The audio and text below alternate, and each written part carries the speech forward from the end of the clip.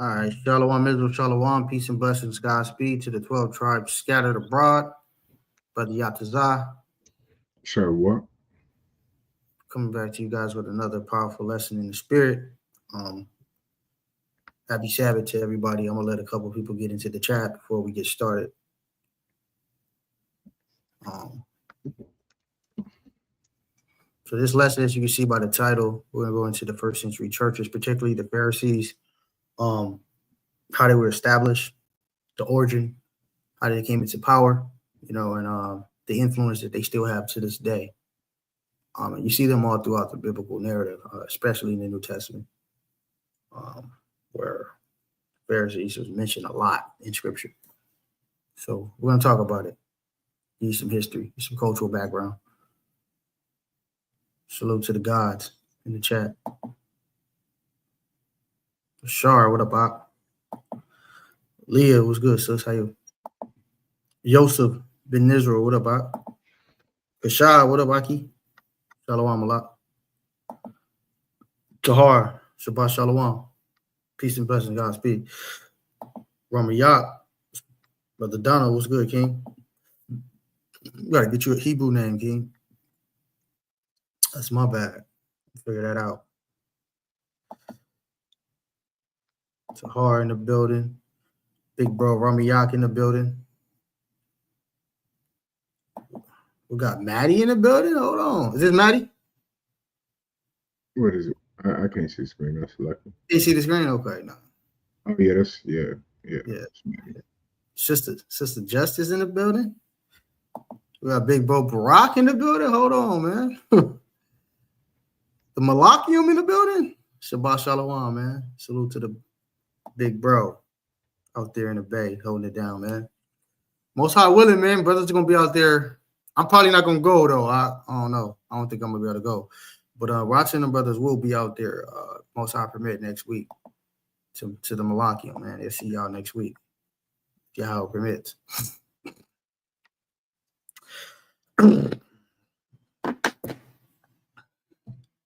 All right, family. So we're gonna go ahead and get started, man. It's on you, King. Whenever you're ready, we'll go ahead and transition into the lesson. We don't want to hold the good people today. John, all praises to the Most High. All right. Share my screen right quick.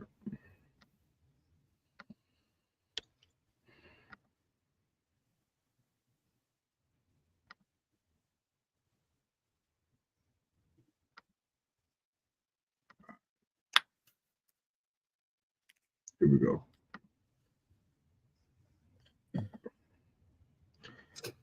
All praise to the Most High. Shalom, shalom, shalom, family.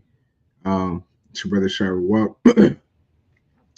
So tonight I put together a PowerPoint, which I put a disclaimer out there, isn't finished. I'm taking it step by step, and I'm going through each individual first century Israelite sect that we have historically. So tonight we're going to be focusing on the Pharisees tonight. It's going to be a little bit unorthodox. I already see a couple of people in the chat who are already going hard on the Pharisees.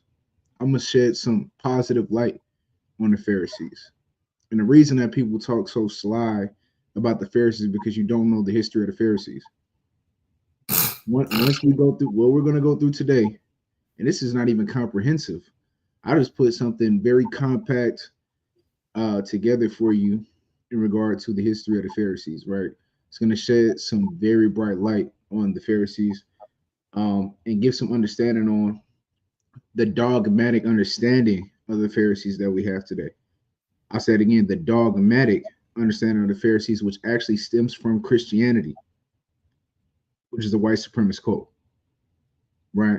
And I'm going to show that I'm going to prove that today through this presentation. So all praise to the Most High.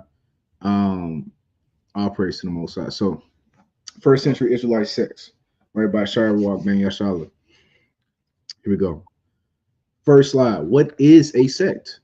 A lot of people don't even know what a sect is. You might hear that word fly around a ton in the Israelite community. What is a sect? You hear brothers say, well, it was the sect of the Sadducees, or it's the sect of the Essenians, or the sect of the Sicarii, or the sect of the Zealots, or the sect of the Nazarenes, so on and so forth. This is the definition of a sect. It is a noun, a group of people with somewhat different religious beliefs, typically regarded as heretical from those of a larger group to which they belong. So, a sect is a group of people who hold to a specific religious tenet, simply put, right? Because we had a ton of different religious groups in the first century, like I named, and I'm going to name in this PowerPoint. Right, next slide. Now the question is, who were the different first century Israelite groups and what did they believe? Right?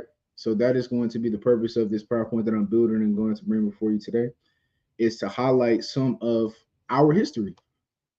Again, I find it funny, Yatazar, that people talk so bad about our people. Don't even realize subconsciously you're dissing your own people when you're talking about the Pharisees. And then we generalize the Pharisees by and large when there's Pharisees in the scriptures who follow Christ. I find that very, very funny.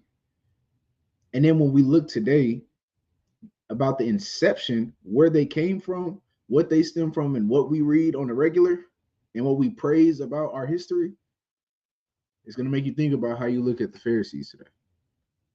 Right? So here are some names of Israelite groups in the first century. So the first century is from AD 1 to AD 100.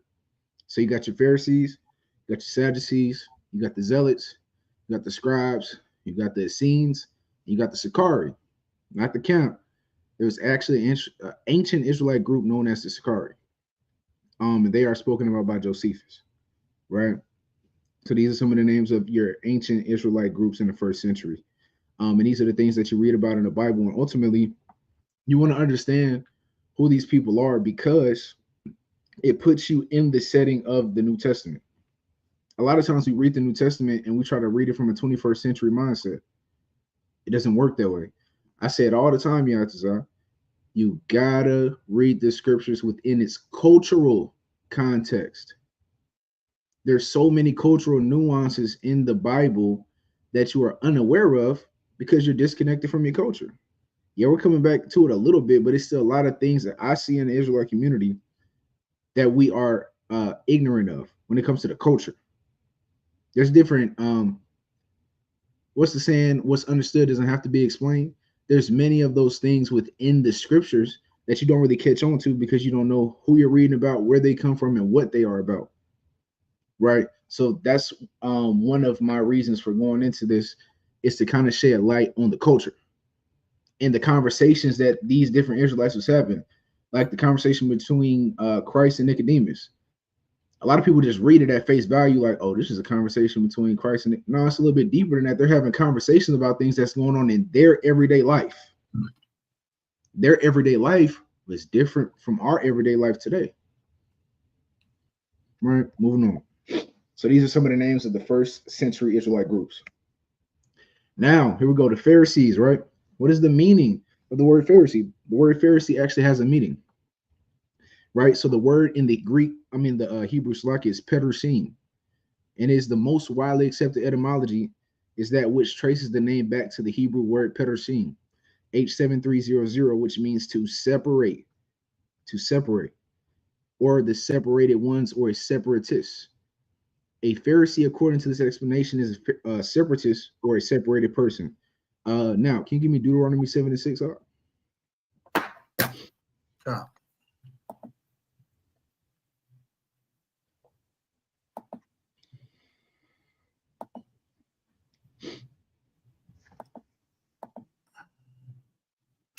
So like I'm just gonna get it off the Bible Hub. Okay, yeah, that's fine. Deuteronomy 7:6. All right. So this is the book.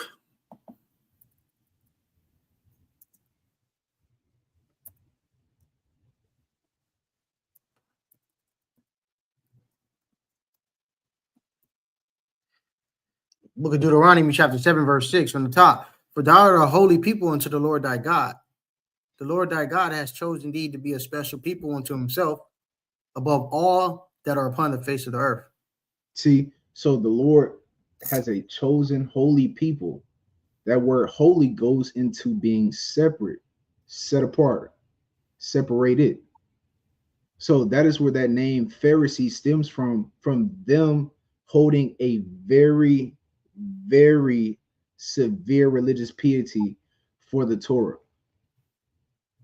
Meaning that they followed the Torah so hard that this religious group that was created stemmed from them separating from the heathen world, which we're going to go into. All right, also give me Leviticus 20 and 26 real quick to that point. A lot of people talk so bad about the Pharisees. The Pharisees, the origin of the Pharisees, I would say, stem from religious piety. This is the book of Leviticus, chapter 20, verse 26.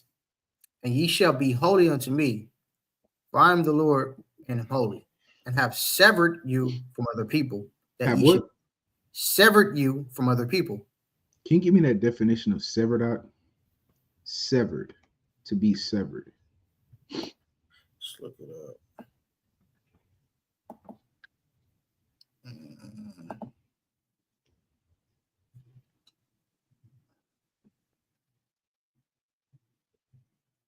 Slocky.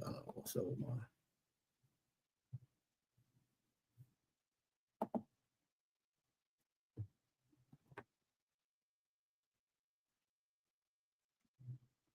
Let me look it up on my phone. Try. Define severed. Having been cut or sliced off. So severed says having been cut or sliced off, broken off, essentially. Now, keeping this in mind, read that Leviticus 20 and 26 one more time. What did the Most High say he wanted his people to be? Leviticus chapter 20, verse 26. And ye shall be holy unto me, for I am the Lord, am holy, and have severed you from other people. See that? So the Lord has cut us off from other people, meaning the way that we behave is completely different from the other nations that surround us. And this is the reason for the way that the Pharisees were moving at its origin, at its core. The core tenets of Phariseeism, as it's known in Christian theology, was them holding a high religious piety for the Torah. Keep all of this in mind, because right now, I know some people are fighting a religious dogma in their mind right now, like, no, the Pharisees are terrible. Pharisees wicked. Pharisees evil. No, the Pharisees was leading the Jews.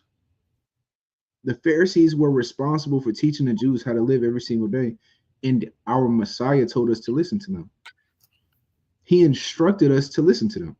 We're going to get to it, though. Read on. Some have disputed that the initial use of that word Perushim, H7300, referred to the separation from groups of people or things, contending instead that the separation referred to was in the interpretation of Scripture. For one of the meanings of that Hebrew word H7300 is to divide or interpret. Accordingly, the suggestion is that whatever Pharisee came to mean later, initially it meant interpreter and referred to the exceptional exegetical abilities of these men. This, however, seems much less likely than the former explanation. So now I'm just giving you a little dichotomy between the meaning of the word, because the meaning or the origin or the etymology of the word Pharisee is debated among scholars, right? So some scholars believe it means to be separate or the separated ones, and some other scholars mean that it means to interpret. And this is why the Hebrew is so important. Can you give me the prologue of Sirach, please? The prologue of Sirach. This is why learning the Hebrew is important and is a necessity. It is a necessity. If you are an Israelite, you should be trying to find out your language, because words do not always translate to the English language or any other language outside of the original. 1 second. Okay.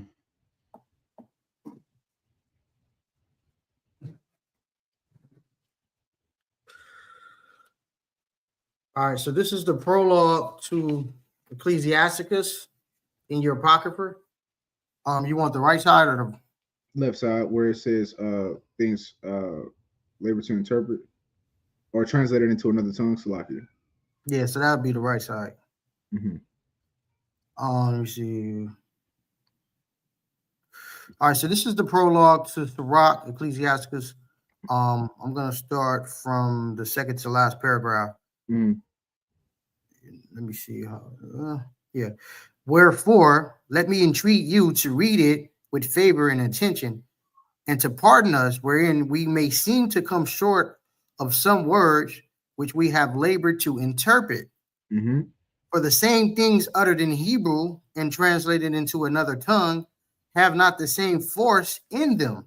Mm-hmm. And not only these things, but the law itself and the prophets and the rest of the books have no small difference when they are spoken in their own language. You see that? So Sirach was telling you to pay attention and not charge it to the heart, but charge it to the mind when translating the words, because some things that are translated from Hebrew and translated into another tongue don't have the same force, meaning they don't have the same meaning, right?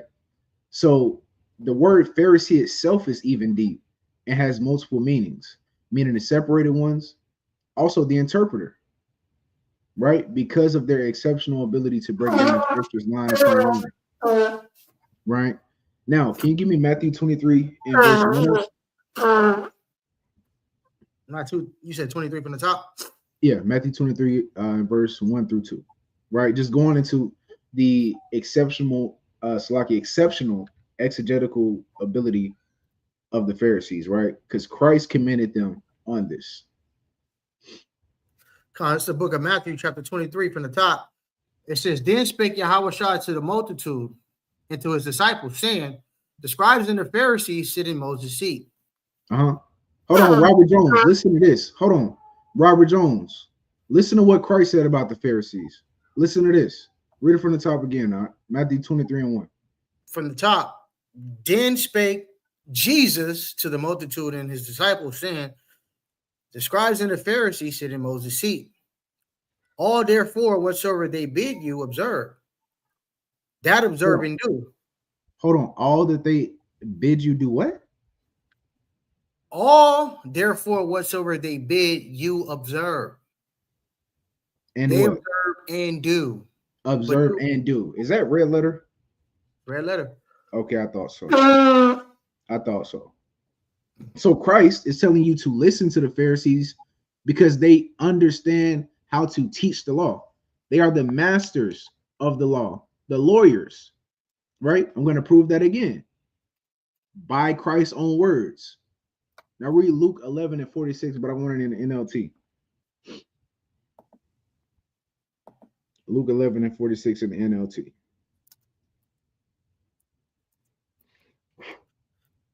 All right, it's the book of Luke, chapter 11, verse 46 in the NLT.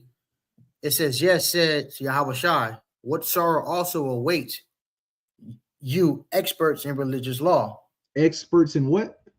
In religious law. See that? Christ called them experts in religious law, right? And we're going to get into, oh God, I got to do a disclaimer. Okay, let's start over. Disclaimer. I am not saying to follow the Pharisees' actions that they did, because Christ tells you not to follow their actions, but he does tell you to listen to what they teach because they were teaching the Torah, right? Just for the people who are going to come in here and scoff. But this is why I'm getting Christ's words off the ripper, right? Christ told you to listen to him. Now give me Matthew 5 and 20. I got to go edit that. Say Matthew 5 and 10. Matthew 5 and 20.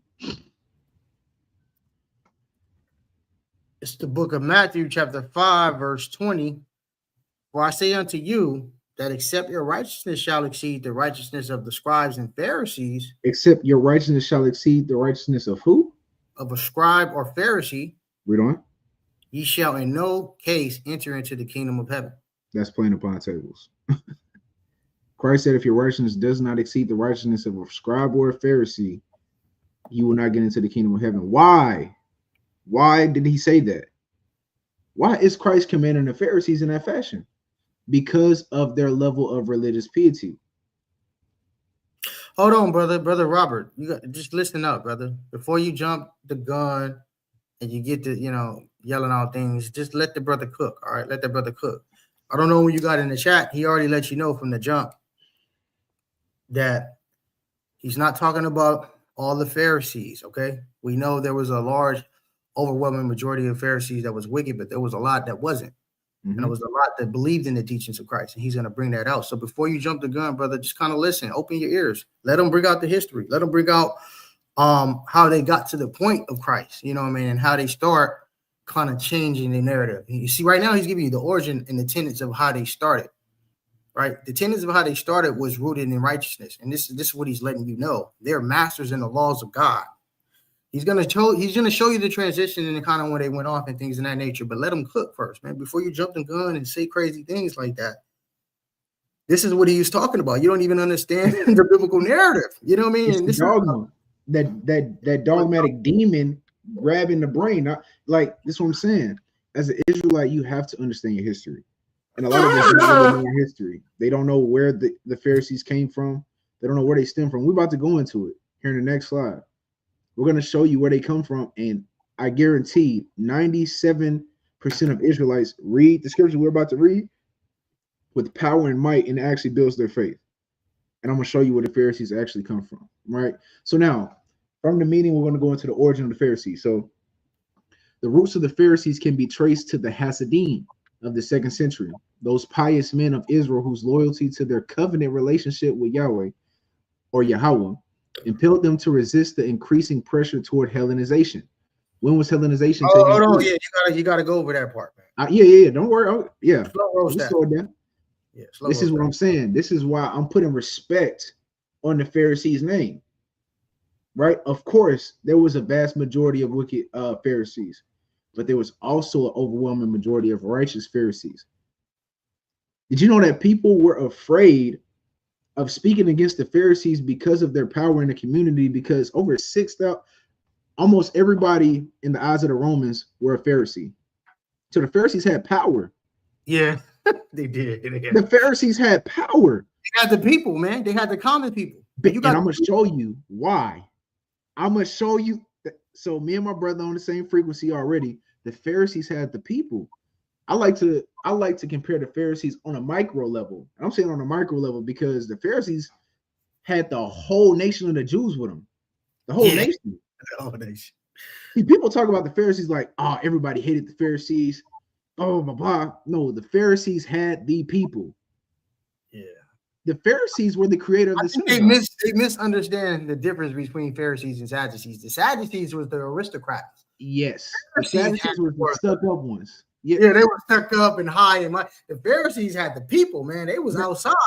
They was outside, front and center, teaching the word. Success Journey. My brother from SAC, exactly. They had so much power. They got the Messiah put on the cross. So with that being said, I'm jumping the gun a little bit, but just to show y'all, Pharisees were the modern day Black Panthers. The Black Panthers had the bro. You know how much power you got to have Black people shooting at cops. No fear from windows with shotties saying pigs. Hey, come on now. Hey, in a modern sense, Pac would have had that type of power if they didn't shut him down. If he didn't get shot, because Pac had the Black and the Latinos front and center in hand, and he had that kind of mystique and that power. But his life was taken short prematurely. You know what I mean? But he could have had that type of power. Bingo. So I'm shining a light on our brothers. The Pharisees had the people, and they had the people for good reason. Again, this is why it's important to understand the origin of this group. Yes, the latter end wasn't good, but the origin was pure. The origin was pure. That's what I'm highlighting today, right? So reading back from the top, the origin. The roots of the Pharisees can be traced to the Hasidim of the 2nd century, those pious men of Israel whose loyalty to their covenant relationship with Yahweh impelled them to resist the increasing pressure toward Hellenization, right? The Maccabean uprising in 167 BC and succeeding years against the mad policy of Antiochus Epiphanes found the Hasidim in full support of the resistance. So the origin of the Pharisees finds itself in the Maccabean revolt. Break it down. Slow roasted, huh? Yeah, I got you. Let's go to first Maccabees. You got to go with that mean. I don't think people know what Hellenization means. I don't, we got about 50 people in the chat. Break it down, brother. Break it down. So I actually want to show with the precepts. Let's go to first Maccabees 1 and 40. I'm going to show you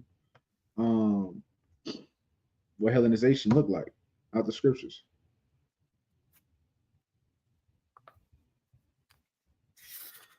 You want 41? What you want? Where you want to start? Let's start at verse 40. First Maccabees chapter 1, verse 40. It has been her glory, so was her dishonor increased, and her excellency was turned into mourning. Mhm. Moreover, King Antiochus wrote into his whole kingdom that all should be one people. That all should be what? All should be one people. Right. This is the beginning of Hellenization, right? The turning and forcing to become Greek and take on Greek customs. You have your Zondervan compact on you, King? I do. I gotta go look. I gotta find it. It's in my little bookshelf. Let me hold on. Give me 1 second, fam. I go get mine. I got my. Hold on 1 second. All right. So while he find that, family, yeah, just kind of let him cook. Yeah, you are right, brother Robert. Yeah, you're right. Absolutely. The Sadducees were the worthy class and the elites, bankers, financiers, things of that nature. They did have that, and they had the political parties as well. But Pharisees, like I said, they had the people, the common people. The only way I can describe it is somebody like Pop. Like Pop, he was sitting in those seats with the upper echelons of our nation, but he had the people. He had the people in the barrios. He had the people in the projects. He had the people who was in the hoods. Watts, San Diego, San Francisco, Vegas. Everywhere Pop went. New York, he had the people. You know what I mean? Con, what? So, this is the definition of Hellenist. Right? Hellenist. And it reads, Jews who made Greek their tongue, and with it often adopted Greek ideas and practices. Right? So this is what Hellenization is. It's a Jew who in this context is being forced to take on Greek ideas and customs and the language. That's what's happening with Antiochus Epiphanes. That's why it's known as mad policies. Right? Which we're going to go into. Right? So let's keep reading. Verse 41. I'll read 41 again. First Maccabees chapter 1, verse 41. It says, Moreover, King Antiochus wrote to his whole kingdom that all should be one people, and everyone should leave his laws. So all the heathens agreed according to the commandment of the king. Yeah, many also of the Israelites consented to his religion and sacrificed unto idols and profaned the Sabbath. For the king had sent out letters by messengers unto Jerusalem and the cities of Judah, that they should follow the strange laws of the land. This is the Greek customs, right? No Sabbath. You got to sacrifice pork and swine and all abominations, right? You can no longer circumcise your children and your men, right? You have to be a part of the sexually promiscuous culture. Yeah, you have to shave off your beard. You have to take part in the orgies and sexual promiscuous nature of the Greeks. Yeah. Make our women harlots and strippers, and make everything our men against Torah. Yeah, facts. Everything against Torah. That is Hellenization. That's America. That's America. That's America. America 2.0. Greco-Roman 2.0 all over again. Yeah, absolutely. You understand? So this is what was being forced on the people, and the Pharisees were a part of the faction that fought against this. Let's keep reading. Verse 45, and forbidden burnt offerings and sacrifice and drink offerings in the temple, and that they should profane the Sabbaths and the festival days, and pollute the sanctuary and the holy people, set up altars and groves and chapels of idols, and sacrifice swine flesh and unclean beasts. I want to hone in on that though. It's one thing to pollute the people. It's another thing to pollute the sanctuary. Yeah, this is the place of worship. That's nasty work right there. This is our place of worship. This is the place where we communicate with our God. And they polluted that. The Greeks were a profane people. And they forced us to do it. Especially that's the part people listen. So like my bad. Yeah, go ahead, King. I think just to give you the cultural context, what my brother bringing out, he bringing out some powerful history as well. I wish brothers in the chat that might have not never heard this, screenshot some of this stuff, write this stuff down, go double back and research what he bring it out, because this is important to understand the transition. This is the intertestament period that a lot of times we miss. I know in the Bootleg Christian Church they never talked about it. Didn't know nothing about no intertestament period, none of that until I got into the truth. You see what I'm saying? So he's going into this information, showing you why, particularly why Paul said in his epistles, neither Jew or Greek. This is important. Like, we read these epistles not even understanding why he said Jew or Greek. So when we battle bootleg Christians and they try to apply Greeks to everybody, you just ask them, okay, are Africans Greeks? What about Chinese people? Are they Greeks? What about East Indian people? Are they Greeks? We got East Indian Christians. You cut them. They silent. They don't say anything because they want to say they white zaddy. But, specifically, Paul was talking about somebody in particular, and he's going into that history of how we were Hellenized, forced to all put ourselves from being Jews, right? Because it was outlawed to be a Jew. So what's the natural progression? I'm going to be a Greek. Mm-hmm. I can't call myself a Jew. I'm going to be a Greek. And he's going into this history. And he's giving you the detailed biblical cultural context that you need for you before you even read the New Testament, in my opinion. Because if you miss this history, you're not going to even understand what Christ and none of these people are talking about. You're not even understand it. To my brother's point, let me backing off of him. In this time, it's so important because all modern Christian scholars agree that the Maccabean revolt played a part in the New Testament period setting. The context and the setting of the New Testament was built from the Maccabean revolt. The relationship between us and the Romans, the relationship between the people and the Jews and the Pharisees and Sadducees, all of that stuff started in the intertestamental period during the Maccabean revolt. Right? So you have to understand this history to understand the New Testament. Not only do you got to have the Old Testament, but you definitely got to have the Maccabees. If nothing else, you got to have this history to understand. Yeah, you got to read the Maccabees. You got to read the Maccabees. I mean, at the least, at the bare minimum, you have to read First and Second Maccabees. You're gonna be lost in the sauce because this is not only doctrine, but it's history, which we're reading from right now. Right? You got the history of the Maccabean uprising in 167 BC being talked about right here in the book. Thanks. But I digress. Let's pick up at verse 48. Verse 48. And it says that they should also leave their children uncircumcised and make their souls abominable with all manner of uncleanness and profanation, to the end that they might forget the law and change all ordinances. And whosoever would not do according to the commandment of the king Antiochus, he said he shall die. Do you understand the power of these policies? This man said, I'm going to kill you. Murder you, man. Everybody don't want to be a martyr. Don't fool yourself. Everybody don't want to be a martyr. Hey, modern day sense, right? Let's bring it up to speed, right? Modern day sense. Trump got the capacity and the power to make an edict and say, hey, look, if you see anybody wearing them zizzes and fringes, kill them. Fact. If they black and Hispanic, wearing them zizzes and fringes and they got border of blue at the bottom of their shirts, kill them. Green light them. You got a green light, and you're going to have qualified immunity. So don't worry about going to jail. Y'all got a green light on these dudes. We're going to see who really Israelites. Trying to tell you. We're gonna see who really Israelites and who gonna stand up for Yahweh Shem. I hope that don't happen. I'm just saying. That's just to kind of give you the cultural context of what went on during the time of our Greco-Roman period. It was an edict like that Antiochus put an edict out like, if you catch any Jews keeping the Torah, you got a green light on them. Kill them. It's a bounty on them. It's a bounty on the Israelites, and that's a great point, Cap. Because Donald J is set in the face. He don't give a fuck. He has no chill. He has no chill. That brother said the plane that crashed, just slightly deviate from the list. And that brother said the plane that crashed was due to DEI. Yo, this brother is a nutcase. So with that being said, family, hey, history repeats itself. The Most High requires that which is past. You understand? So yeah, it's gonna come a time where we think that losing our job or going through stress with our families, that's getting tried in the fire. Nah, that furnace is when it's space and opportunity between you and a gun. That's being tried in the fire. But yeah, that boy Donald is crazy. That brother said the plane crashed because of DEI. Wow. Incredible, brother.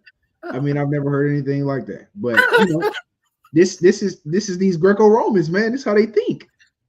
They're something else. They are a different kind of people. right? We are two different manners of people. You Facts. understand? We are two different manners of people. That brother's crazy, right? So these are the policies that Antiochus put into place against all people, not just the Jews, but everybody within his His reason, yeah. province. Yep. Everybody had to get down with this, right? But we know us as Israelites, we got to take death before dishonor. Facts. You understand? So, read verse 49 again, and read through 51. Verse 49, it says, to the end that they might forget the law and change all the ordinances. And whosoever would not do according to the commandment of the king, Antiochus, he said he shall die. Mm-hmm. In the self-same manner wrote he to his whole kingdom and appointed overseers over all the people, commanding the cities of Judah to sacrifice city by city.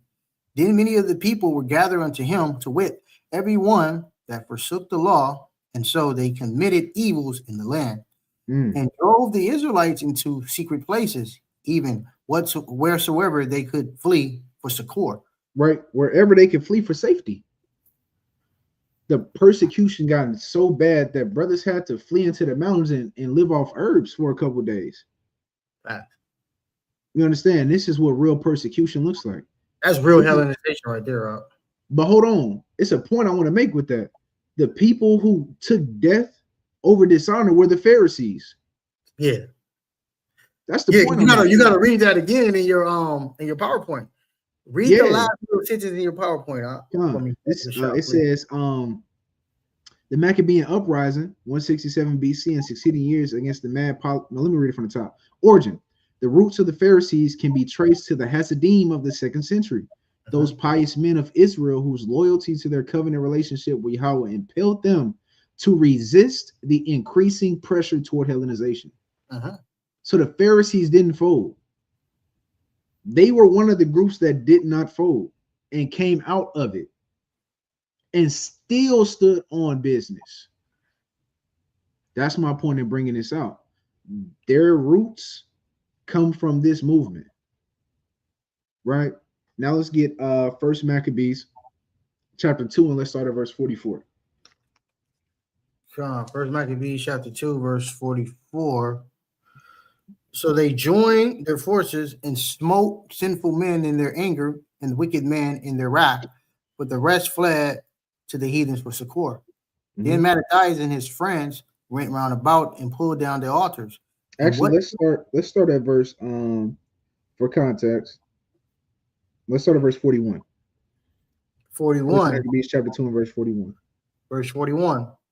At that time, therefore, they decreed, saying, whatsoever shall come to make battle with us on the Sabbath day, when we fight against him, neither will we die at all. All our brethren that were murdered in the secret places, then came there unto him a company of Assyrians, who were mighty men of Israel, even all such as were voluntarily devoted unto the law. Also, all they that fled from persecution joined themselves unto them, and were a stay unto them. So they joined their forces and smote the sinful man in their anger and wicked men in their wrath, but the rest fled to the heathens for succor. Then Mattathias and his friends went round about and pulled down the altars, and what children soever they found within the coast of Israel uncircumcised, those they circumcised violently. They pursued also after the proud men, and the works prospered in their hand.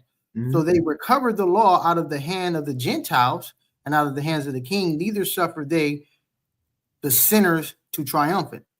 Now, when the time drew near that Mattathias should die, he said unto his sons, now have pride and rebuke gotten strength, and the time of destruction and the wrath of indignation. Now, therefore, my sons, be ye zealous for the law, and give your lives for the covenant of your fathers. Right. What were the Pharisees?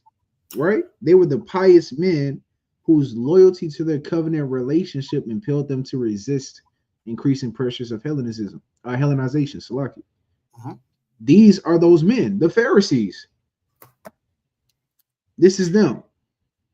Yeah, that's what he's trying to tell you people. Family online. You know what I mean? I don't know if the brother Robert Jones still in here. I don't know if you're familiar with this history, brother. Telling you the Pharisees is an offshoot or a spinoff from the Maccabean family. They came and existed from this family, from this origin right here.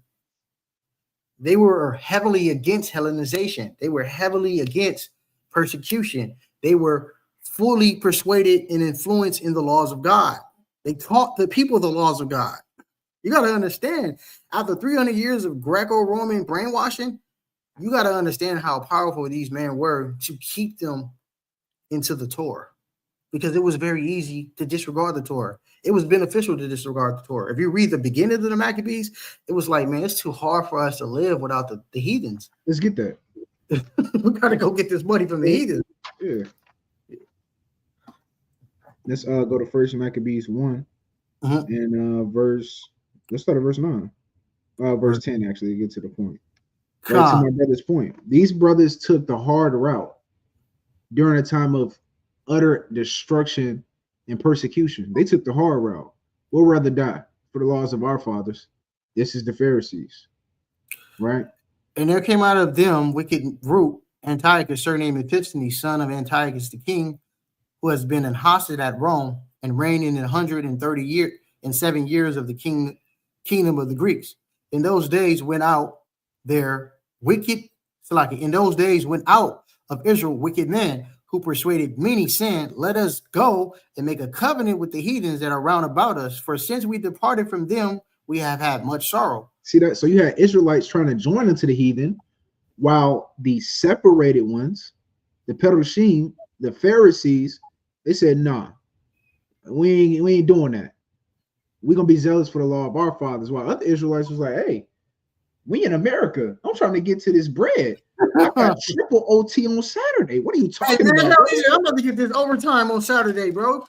Hey, man, overtime on Saturday, man. I'm going in, man. The hell with y'all Pharisees niggas, man. I'm about to go get this money. Y'all can be broke and live in the barrios and the projects. See that? In the ghetto. I'm gonna go on the other side of the bridge and I'm gonna get this money, man. And if I gotta shave my beard, I'm gonna do it. That's what these are like. My boss said I gotta shave my beard. I gotta be presentable. I gotta be presentable, brother. And I can't wear my friend is like it's not a part of my uniform. Yeah, I they can't check me when I walk through. I need that triple OT. That's what a lot of you Israelites gonna do in the last days too. They do it not last. They do it right now. I mean, this is the last days, but I'm saying they do it right now. What are you talking about? The Israelites coming up with damn doctrines saying you don't got to do some of these things. Just they pussy and scared. Like, let me stop that. You already know where I'm going with it. You already know where I'm going with it. Yeah. So this is my point. This is why I'm bringing this to light about the Pharisees, right? They were a part of the group who said death before dishonor. We will not go into the ways of the heathen. We will fight for our Lord. You understand? There is glory and honor in being a Pharisee. Read on. Verse 12. So this device pleased them all, or pleased them well. Then certain of the people were so forward herein that they went to the king, who gave them license to do after the ordinance of the heathens. Whereupon they built a place of exercise at Jerusalem according to the custom of the heathen, and made themselves uncircumcised, and forsook the holy covenant, and joined themselves to heathens, and were sold to do mischief. See that? That's what my brother was going into. The people, by and large, at this time, you telling me one, it's beneficial. I can get more money, and I don't have to die, and all I got to do is not keep these laws I don't want to do anyway. I done been in captivity 80 times already because I didn't want to do it. I love Zeus. I love the story of Greek mythology. It makes me feel good. Hercules? Hey, have I ever watched the Hercules movie? I have to catch myself getting caught up in witchcraft watching Hercules because it's such a good story. I'm like, hold on, whoa, Paul. Yo, this is good. Like, whoa, watching Percy Jackson, those movies. I'm like, yo, this is amazing. The CGI is incredible.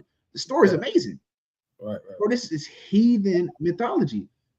So you telling me all I got to do is love these stories, go to the statue of Zeus, bow, and then go home? I'm with that. I like this story better anyway. I don't like this God in the Bible. I don't like him. Too many rules, man. It's too hard, man. It's too restricted. I can worship and serve Zeus and feel good and comfortable about myself. You know what I mean? There's no changing I have to do. You understand? I can smoke this blunt, get high, pop this pill, go to the club, go get me a ratchet tonight. I don't got to worry about anything. You know what I mean? And then I can go be exonerated from my sins Sunday tomorrow. You know, I'm good. I'm good to go. Hey, and I don't have to worry about these wicked Negroes, the Pharisees, because they in the mountains. I'm down here cooking. Yeah, I don't got to worry about nobody rebuking me. You know what I mean? Right. I feel good about myself. I'm good. I'm telling you, man. I like as I grow in this knowledge, I really like be looking at like you become hyper aware, and it's not because idolatry is everywhere. It's everywhere. It's in the movies. It's subtle. It's very subtle too. And they hide it. So like the Percy Jackson movies, I'm dead serious. I had to catch myself because I love the Greek mythological movies. Clash of the Titans. So that's an amazing movie. But it's idolatry. You got these demigods and all of this. Yo, you got to be careful with what you ingest in, spiritually, mentally, and physically.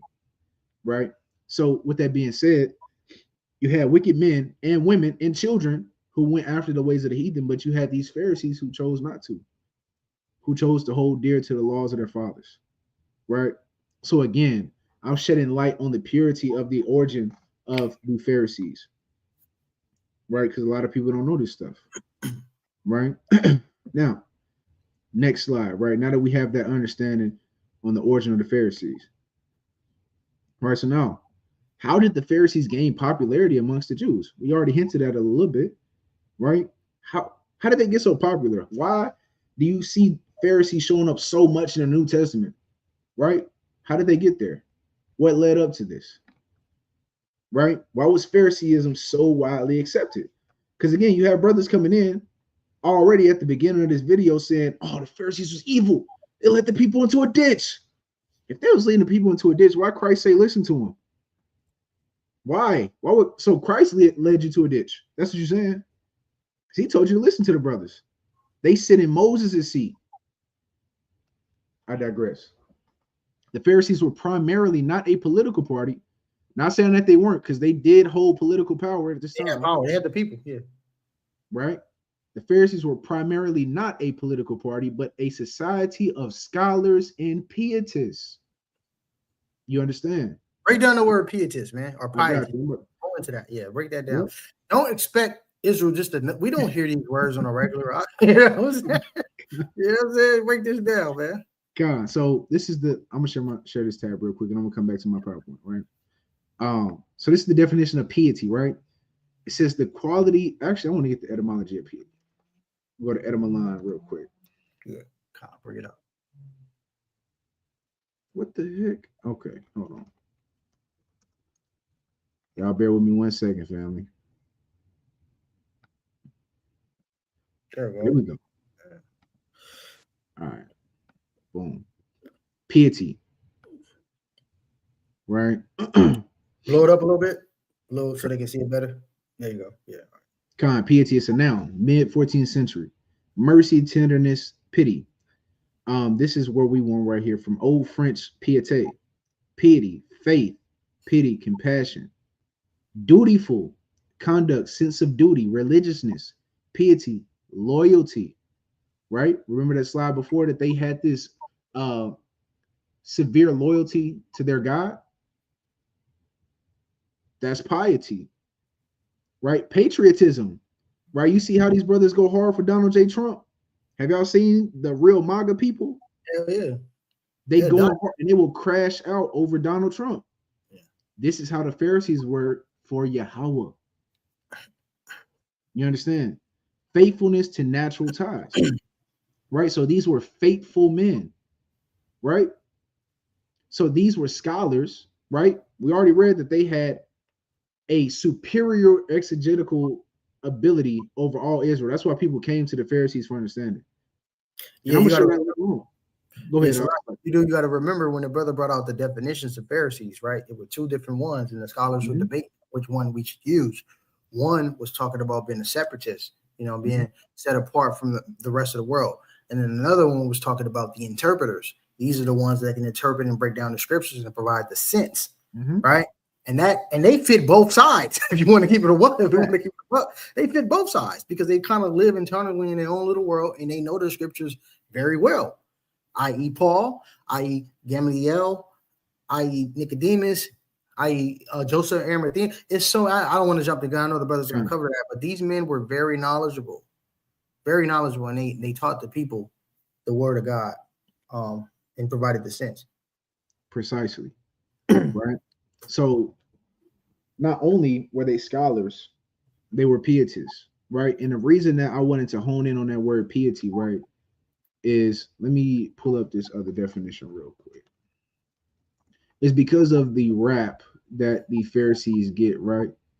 And again, I'm not exonerating the Pharisees for their sins and taking away from the law and adding to the law. Adding to the law, yeah, that's when they start going off, adding to the word. I'm not exonerating of that. But what I am going to do is give them respect where respect is due. Right? These men were a vital part in the history of the Israelites.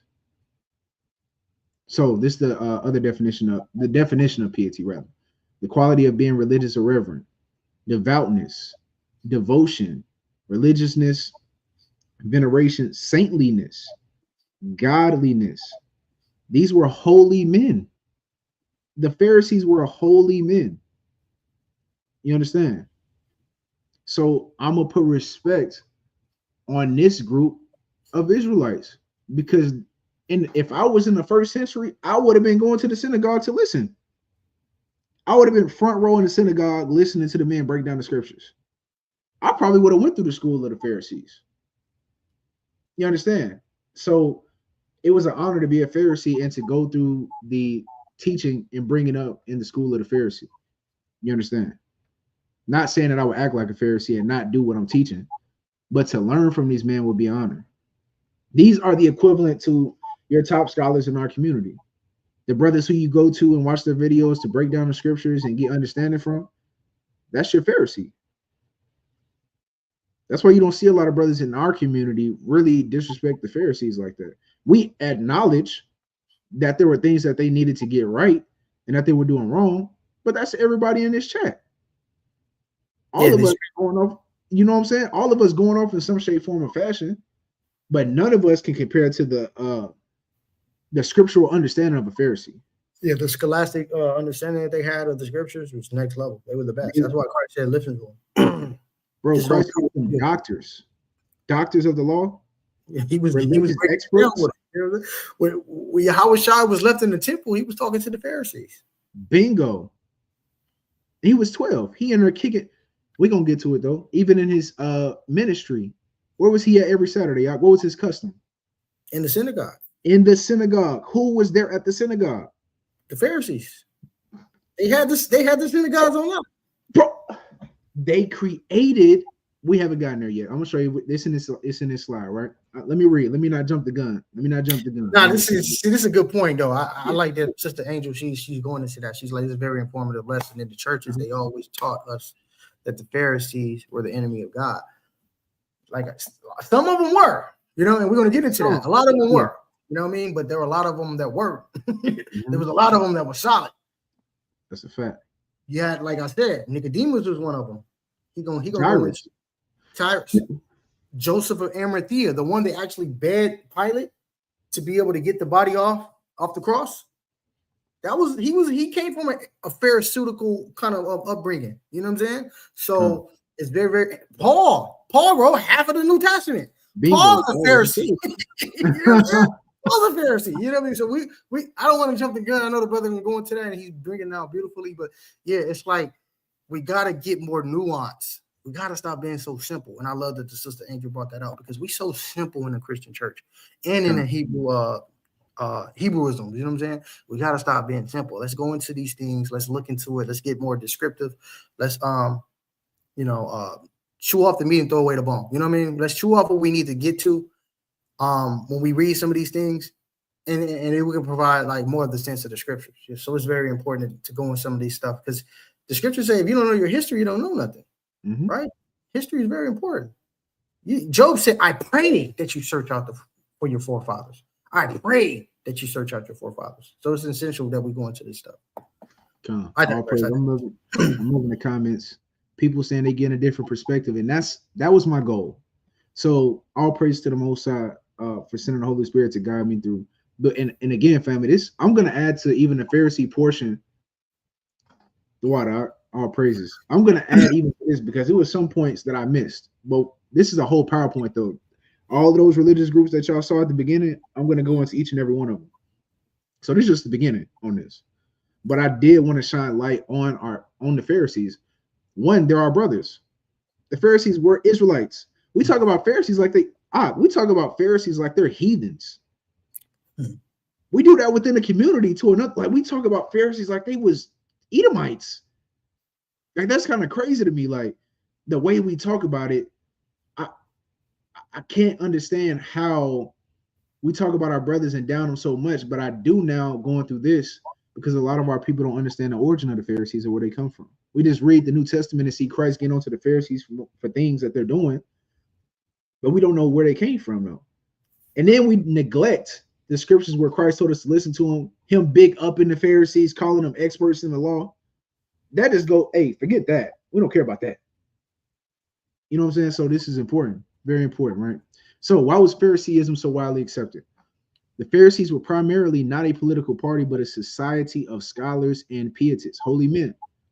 They enjoyed a large popular following, and in the New Testament, they appear as spokesmen for the majority of the population. About 100 BCE, a long struggle ensued as the Pharisees tried to democratize the Jewish religion and remove it from the control of the temple priests. If you know anything about the history of the priests from the time of the split of the kingdom, the priest was going off. Hell yeah, because they was bought. It was paid. Bingo. These are the Hasmoneans. I'm gonna go into that. I didn't touch on it in this PowerPoint, but we're gonna go into that. Why the Pharisees were trying to pull the power away from the priest, because the priests had been bought out. And even before this, the the priest was simply just going off. How many times? Go ahead. And I do want to haul in on that point because he's making a very, very important point, family. And look, I mean this. I really mean this in my heart. I pray the Most High never have me, Ratazan, my brother Shire go off. But if we ever start talking crazy, changing the laws, changing the narrative of the biblical narrative, hey man, y'all don't gotta listen to us no more. I'm letting y'all know right now.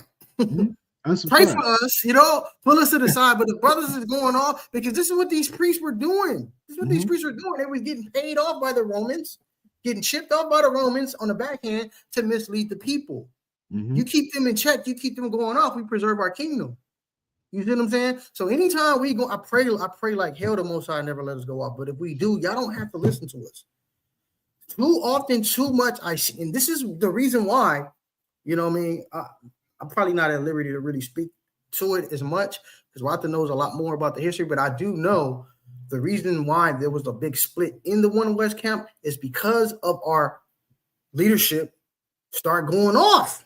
Our leadership are going off. They start going into these doctrines and these extra biblical things and superimposing their will on the scriptures, and that's not right. Anytime you superimpose your will on the scriptures, that's when you got to kind of start looking at them with a side eye and be like, all right, brother, that's a good behind me sake moment. I love you, but that's a good behind me sake moment. You're going off. That's not in the Bible.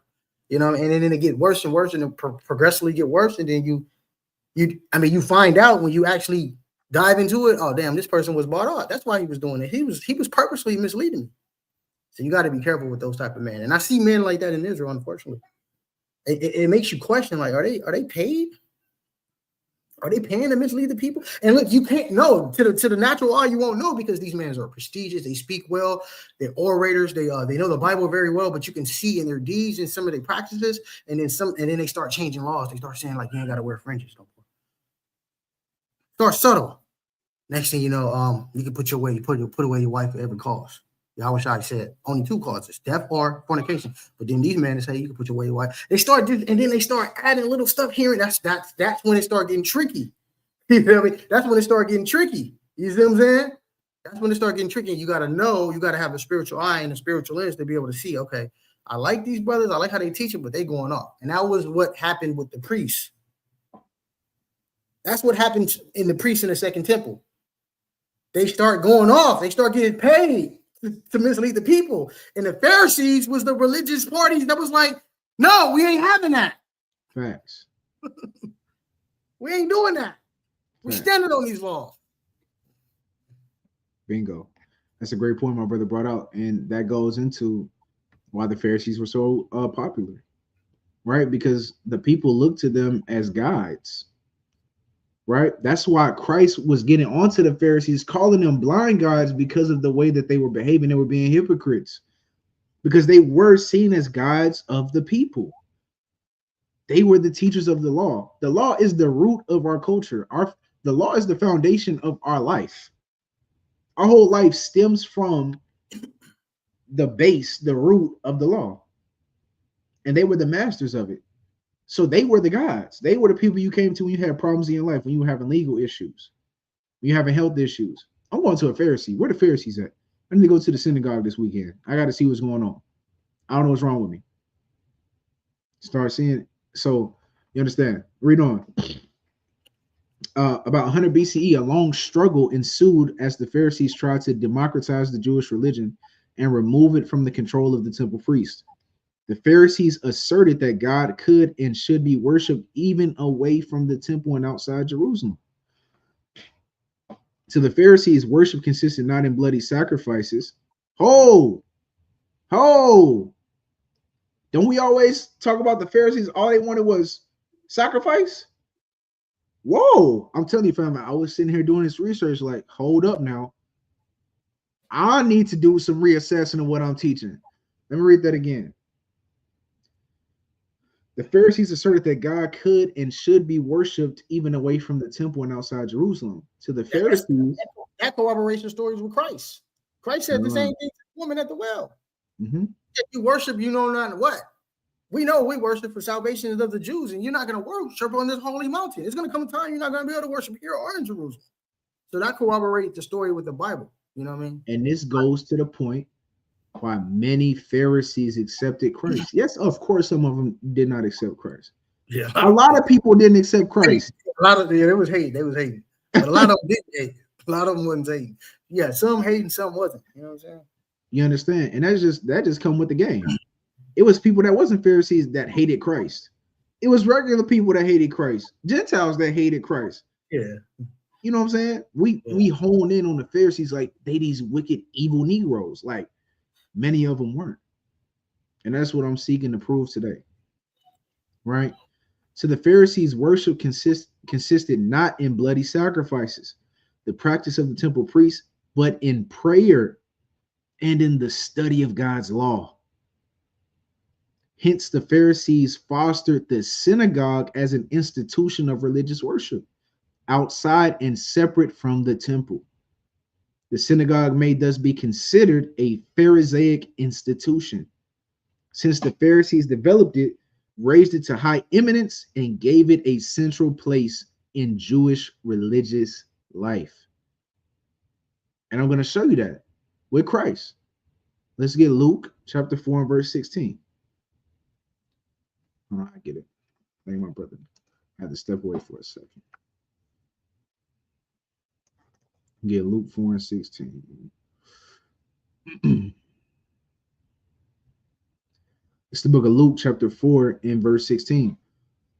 Salakia. And it says, yeah, he came to, okay, come on. And he came to Nazareth, where he had been brought up. And as his custom was, he went into the synagogue on the Sabbath day and stood up to read. He went where? from the top. And he came to Nazareth, where he'd been brought up. And as his custom was, he went into the synagogue on the Sabbath day and stood up for to read. You understand? So Christ was walking into a Pharisaic institution every single week. And it doesn't say every time he went into the synagogue that he was arguing, going back and forth. No, sometimes he was getting jiggy. I'm finna read. I'm with the doctors in here. You got to understand how comfortable that must have been for Christ to be with people who understood like he did. Now, they didn't understand a lot of the spiritual concepts that Christ came to bring. But as far as knowledge of the scriptures, it's one thing, like me and Yabzai talk about it all the time. When you're around brothers who are really knowledgeable and you have like that shorthand, when it comes to the scriptures, we don't really have to break down everything. You see a lot of times in scripture where Christ is getting irritated with the disciples because they couldn't understand what he was talking about. They wasn't following. You're like, damn, bro, I ain't gonna be here forever, man. Y'all don't know what I'm talking about. He said, how long have I been with you and you still don't understand? You don't know what's going on, bro. So, and brothers be getting mad. Hold on, that's a cut to brothers who be getting mad when we be getting irritated. Like, bro, how many times I got to teach you this? How many times do I have to break down John 3:16 before you get it, brother? A lot of brothers wouldn't have been able to deal with Christ. I'm just being honest. So Christ getting in the synagogue, because he's like, bro, I'm around with the top men. I'm in here with doctors. Christ was a doctor of the law. He's like, I'm in here with my peers. I'm not the master here. I'm in here with my peers. I can talk to Jairus and Nicodemus, and we can have a conversation, and we can really get deep. We can get deep. And when he was with the disciples, he was getting irritated a lot of times. Christ was irritable.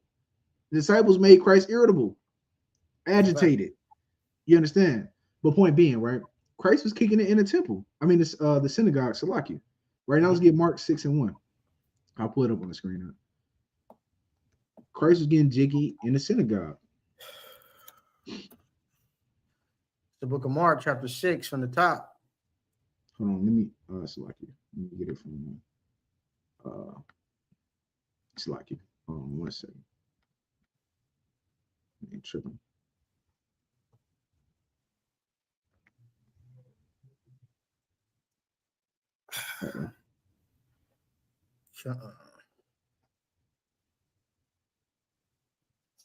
Here we go. Okay. Mark chapter 6, verse 1.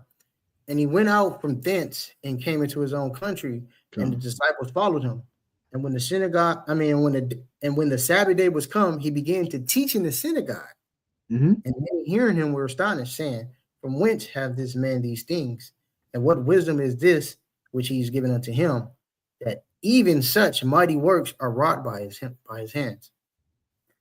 See that? So the synagogue was the meetup spot. That's the chill spot. Hey, it's a Sabbath.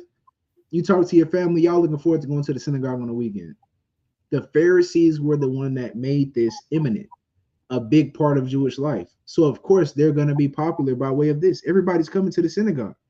Even when we get into the book of Acts, where is everybody meeting up at? Synagogue. The synagogue.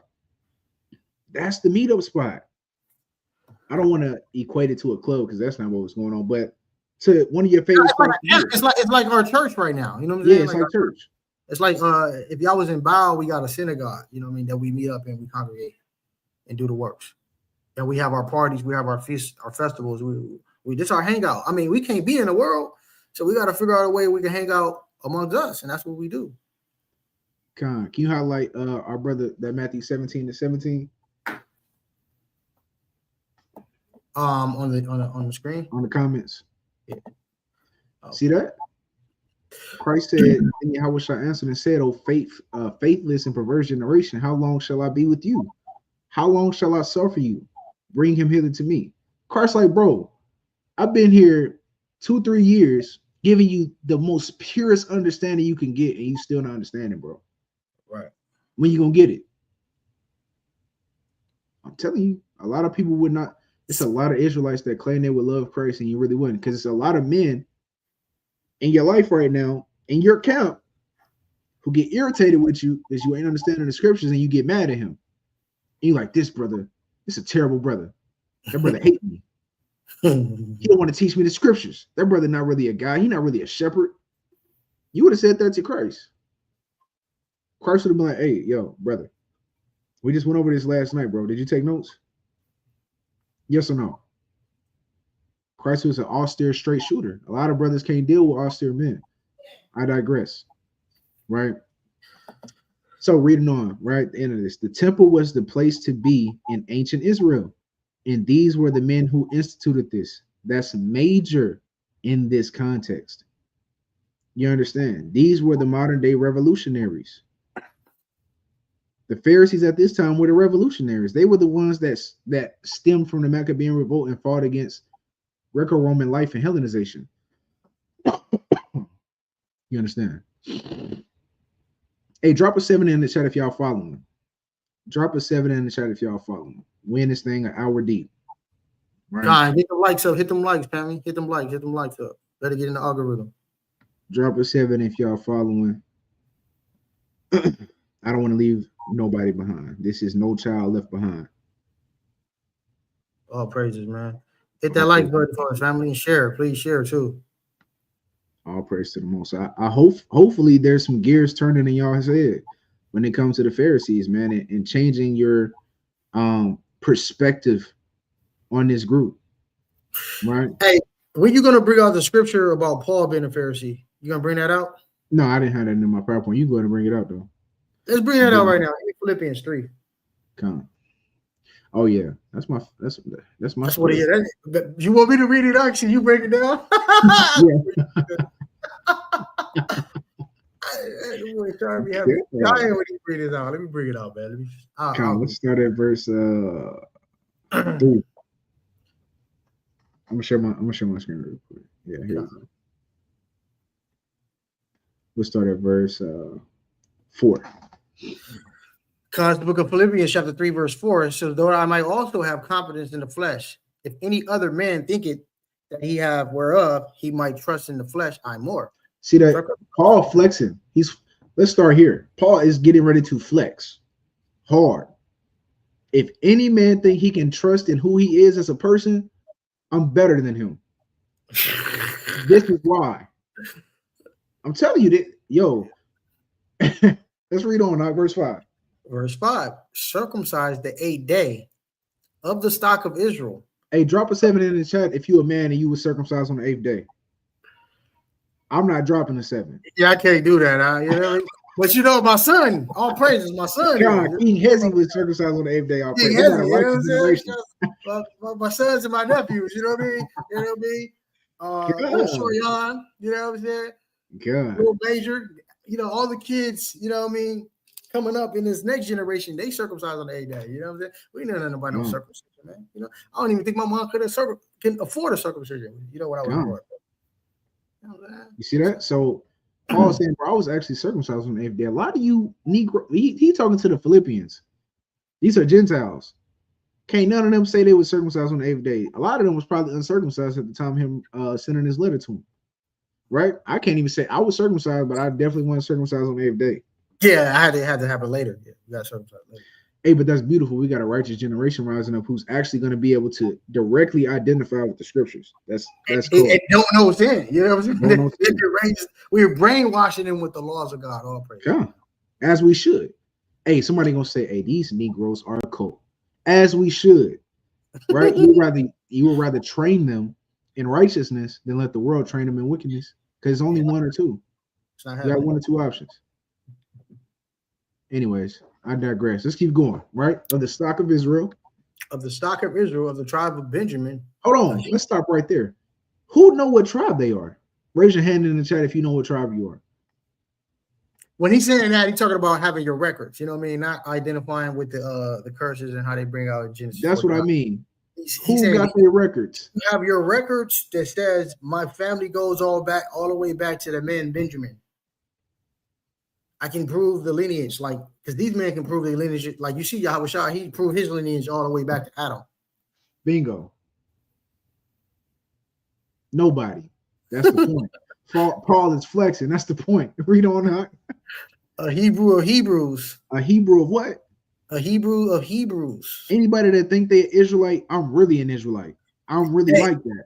Hey, modern day sense. I'm your favorite rapper or favorite rapper. Yeah. Hey, your favorite Hebrew teacher, respect me. That's what he's saying. Yeah. Whoever you like, he know me. He tapped in with me. He calls me. He check in before he come to Jerusalem. Where's Paul at? I need to check in. I need to holler at him, man. At least make sure he here. He had the Feast of Tabernacles with Paul at. That's what he's saying. Yeah, I'm trying to get with Paul. Where's he? You understand? We bringing it to a modern day sense so you can see what Paul, because he's flexing right now. Read on. As touching the law, a Pharisee. Hey, let's do a quick recap. What is the meaning of Pharisee, family? What is the meaning of Pharisee? We had two definitions. We had two definitions. Choose one. What is the meaning of Pharisee? I hope y'all not just on here for entertainment. I hope y'all taking notes. What is one of the meanings of Pharisee?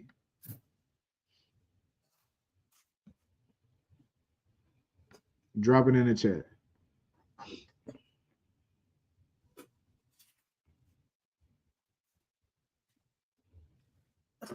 Separatist, okay. And what's the other one? Hey, Sister Angel taking notes. All praises. Hey, Sister Angel always taking notes, man. She dope. She's a dope study. Interpreter. That's damn Angel Cole. Okay. All praises to the Most High. She really do this though. You see Yeah, all praises. That was Interpreter. Shout to Justice, man. Getting busy. This is in the building. Right? An interpreter. And that's what Paul is saying. As touching the law, I'm an expert. That's what that means. I'm an expert. I'm a doctor of the law. I am a religious expert. He's doing what we the modern day sense, talking that talk. You know how we talk that talk? Ish. You know what I mean? He popping it, as we say in LA. Yeah. He popping it. Paul was popping it right here. You know what I'm saying? He was popping it. He was talking his talk. He was like, hey, look, bro, I don't know who y'all think y'all are or who y'all thought it was, but your favorite Hebrew know me. Come. Your favorite, I know what tribe I'm from. He said, I am a son of Abraham, and concerning the law, I'm a Pharisee. Like, you know better than me. That's how he was talking. Right. When it comes to the law, I'm the best of the best. That's a fact. That's how he was talking. That's why I love that scripture. You dig. So Paul, subject matter expert. Okay, the people taking notes. That's what I like to see. That's what I like to see. Interpreter. The answer I wanted was the interpreter, right? Because that's what Paul is speaking to right here in verse 5, right? That he was an expert in the law. He was the best at exegeting the scriptures. You understand? Right? So this is why Phariseeism was so widely accepted and why they were so popular during the New Testament time, right? One, because of the part they played in the revolution of our nation, right? In the rededication of the temple, all the things that you read about in the book of First Maccabees, but also the institutions that they implemented, which was the synagogue, and also the political part that they played in showing the people that worship was not just found within the temple, which agrees with the teachings of Christ. Right. Moving on. Right now, we're going to go into the beliefs of the Pharisees. I'm going to kind of speed this up because we've been on here for almost an hour 30. But these are the beliefs of the Pharisees. Right now, we're going to get into some of the discrepancies and some of the things that started to make the Pharisees go off, right? In error, if you will. Right. It says the prime distinctive of Phariseeism is not to be found in its zeal for the law, for this was a characteristic of all the religious sects among the Jews of the New Testament period. It is to be found instead in the peculiar importance attached to the oral law as contrasted to the written law or Torah. Mm-hmm. This is also known as oral traditions or traditions of men, or as the scriptures also say, traditions of the elders. This is where the Pharisees started to go in error, is because they started to implement their oral traditions as the written Torah. That's where the Pharisees and the Sadducees disagree, which we'll go into when I go into the breakdown of the Sadducees like this. The Sadducees only held to the written portion of the Torah. They disregarded what is known as the Mishnah, right, in the Gemara, which compiled together became the Targum, or the Talmud, rather. Talmud, yeah. So the Mishnah, which is the oral tradition, and the Gemara, which is the interpretation of the Mishnah, together is the Talmud. Yeah. That's some history. That is Israelite history, family. Yeah, look that up, family. Look up the Mishnah and go into it. You know what I mean? Just get familiar with it. You ain't got to go too crazy, but get familiar with it. Know what it is, because a lot of these teachings derive from that. A lot of the teachings you see in the New Testament come from the Mishnah. Yeah.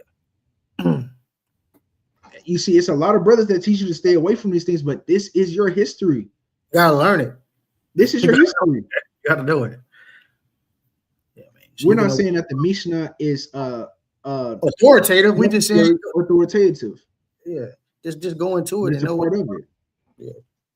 And another point that I want to highlight is the reason that the Pharisees came with oral tradition. We're about to read it. I ain't even gonna say it. We're gonna read it, right? Oral tradition. The Pharisees accepted along with the Torah as equally inspired and authoritative. This is where they started going in error. all of the explanatory and supplementary material produced by and contained within the oral tradition. This material apparently began to evolve during the Babylonian exile through the new circumstances thereby brought upon the Jewish people. Hey, look, I don't want to take a shot, but one of the stories and one of the laws that kind of derived from this period was the lunar Sabbath. Okay, there we go. The lunar Sabbath came from this. A lot of my brothers, this ain't no shot. I love my brothers, you know what I mean? Kari, Genesis, all them brothers, I love them. But a lot. You go into this history, the lunar Sabbath was heavily influenced by the Babylonian exile. We was not doing that until we came out of Babylon. That's a fact. And you can go into when we were in the wilderness, right? If we were keeping the lunar Sabbath, why did we need the manna on the 6th day? Wouldn't we be able to just observe it? If we lunar Sabbatarians, wouldn't we be able to observe the Sabbath based on the new moon and 6 days from the new moon or 7 days from the new, however they do it? Some do 6 days, some do 7 days. It's tricky, but whatever. Wouldn't we be able to just observe it based on the new moon? No. Why do we need the double manna? Why we need a double manna? Not to make it that, but I'm just saying that's one of the points that happened during this time. You know what I'm saying? But I digress. We don't. Fact. So the key point I want y'all to pay attention to and write down in your notes is that the reason that the Pharisees came up with the Mishnah or the oral tradition was to supplement the Torah in places where there weren't really answers. And me and Yadaz, I talk about this all the time. There's situations in the 21st century that Moses would have never have to deal with. He never would have had to deal with certain things in the 21st century. So there were problems that were starting to come about that the Torah didn't necessarily talk exactly to, like our brothers say, thou shalt not smoke weed is not in the Torah. So what's wrong with that? So what the Pharisees did is they had to go into the Torah and they started to interpret certain things from the Torah to create oral tradition, to keep the people pure, though. It was to keep them from sinning. That was a good read. Right. This material apparently began to evolve during the Babylonian exile through the new circumstances thereby brought upon the Jewish people. The exile was seen as divine punishment for neglect of the law. And accordingly, during this period, there was an earnest turning to the law, right? The prophet Jeremiah talks about that in Jeremiah, the 25th chapter. We don't have to get it, but I just have it in there in case people was wondering what that was talking about. Detailed exposition of the law appeared in the form of innumerable and highly specific injunctions that were designed to build a hedge around the written Torah and thus guard against any possible infringement of the Torah by ignorance or accident. So this is where the traditions of the elders come from. The traditions of men, the hand washings, all of those things, not eating on the Sabbath day, them getting on Christ, all of that. That was because initially they were trying to create a hedge or a barrier to the law, which is back here. They're trying to create a gate that you don't pass so you can never even come in contact with a violation. Breaking the law, yeah. So they meant well, but it wasn't in application. They started going, because now you violating the Torah. You adding and superimposing these traditions over the scriptures. And this is why Yahweh Shai had to rebuke them. Exactly. You want me to get that? Yeah, go ahead. Let's get it in Matthew 15 chapter. Start from the top. So this is where you kind of see them start going off. Matthew from the top, 15, verse 1. It says, Then came to Yahweh Shai scribes and Pharisees, which were of Jerusalem, saying, Why do thy disciples transgress the traditions of the elders? For they wash not their hands when they eat bread. But he answered and said unto them, Why do you also transgress the commandments of the Most High by your tradition? You know what I'm saying? Yeah.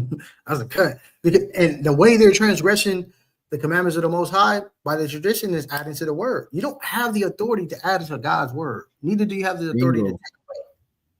If you add to the word, and I remember my elder, shout out to Ryan, he got on me one time about something. You know what I mean? Because I was real extra out when I first came in. I calmed down a lot. He was like, Hey, bro, you sound like a Pharisee. You need to relax.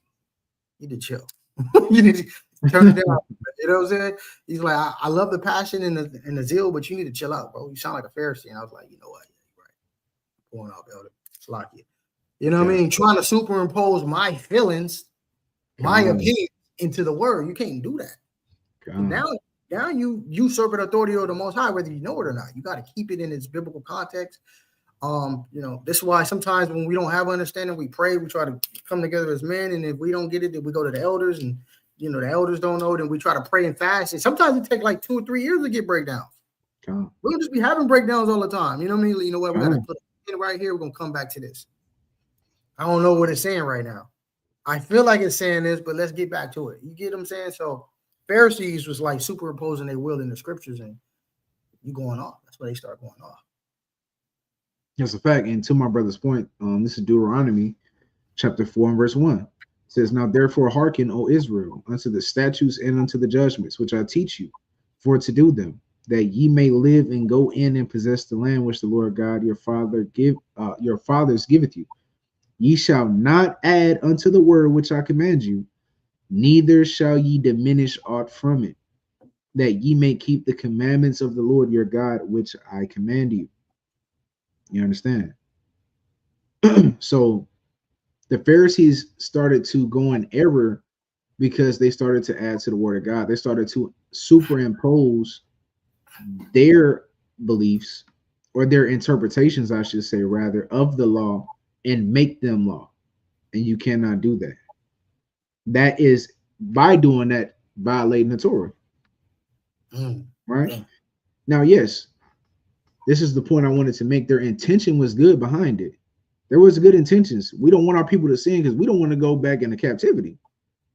So that's why they started making the Mishnah in the oral tradition. But again, the laws of God are enough. The Torah is enough. That's what God gave us to guide our lives, the law and the prophets. We don't need Mishnah or Gemara or the Talmud. That's what it says, right? That's what the scripture says. It says, to the law and to the testimony, if they speak not according to this word, it's because there's no light in them. And we know the light is Yahweh Shai. That's why they would get rebuked, man. you don't got the most important ingredient, which is Yahweh Shai. If you don't got Jesus the Christ, Yahweh Shai in the Hebrew, man, you going off, huh? It don't matter how much you know. You gotta have a king, because that's the only way you're gonna get to the Father. How you gonna get to the Father without the king? Bingo. We don't need the Kabbalah. We don't need the Talmud. We don't need the Mishnah. We don't need the Gemara, right? Yes, you can read it just for edification of your own self, but it's not necessary for your salvation, right? And that's what Christ was getting onto the Pharisees about, is that they were making these things salvatory issues, but we're not doing anything to make it easier. They were putting all of these heavy burdens with all of these oral traditions. Yeah. It was going hard, bro. It got tricky, bro. Yeah. You didn't even pick corn on the Sabbath, huh? You know what I mean? You got to wash your hands. What law says thou shalt wash thy hands? Yeah. You can't even do good things on the Sabbath. Like, damn, like I can't even heal a brother. You're like, bro, you heal. Okay, look, this is like the hypocritical nature of the Pharisees, right? And they didn't understand it.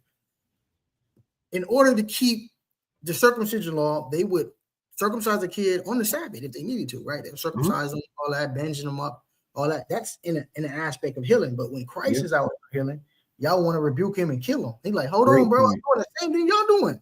That's a great point. You healing, I'm healing. What's the problem? Y'all healing, but I'm coming to do what my Father, my Heavenly Father told me to come do. Y'all healing because y'all want to keep up the circumcision covenant. He like, bro, what's the problem? They low key was like, damn, he's stubborn me. I can't really say nothing about him. He embarrassed me in front of the people. I got the people. The nerve of this nigga to talk to me like that. When I got the people, you know what I mean? So this is why they was hating on Christ, because he gained popularity. His words and his teachings start getting more and more popular. People start wanting to come see him because they used to have that. They used to have that seat. They used to have that position. You know what I'm saying? So naturally, if you used to be the man and the next man come up and just supersede all you did, you gonna. I mean, if you're not, I don't know. If you're a hater, you're gonna hate. Some people not haters, but a lot of people are haters. They're like, hold on. So now they gotta dim your light. This is when they start calling him a devil. Who does this by Beelzebub? Saying anything. Trying to dim his light. He's a drunkard. Look at him, wine bibber, hanging out with strippers and harlots. You know what I mean? They just try to dim his light. They did everything in their power to try to dim his light because he was so mighty and so great. But that's an excellent point. And with this understanding, now you can look at the Pharisees from a different perspective. Now you can really, when you read in the scriptures, you can put yourself there. You can read into, you can put yourself in the Bible, for lack of better words. I'm here. I can understand why Christ is having this interaction with the Pharisees and why the Pharisees don't mess with Christ. You understand? Right. As men and women, humans, we look at Pharisees, we still kind of like mysticize the Bible and kind of comicalize the Bible, like my brother Yatazar likes to say, like it's this comic book story.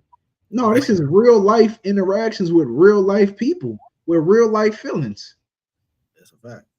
I've been the man, I fought zealously for the law of my fathers. Then you got this Negro who hit the scene talking about, I'm wicked.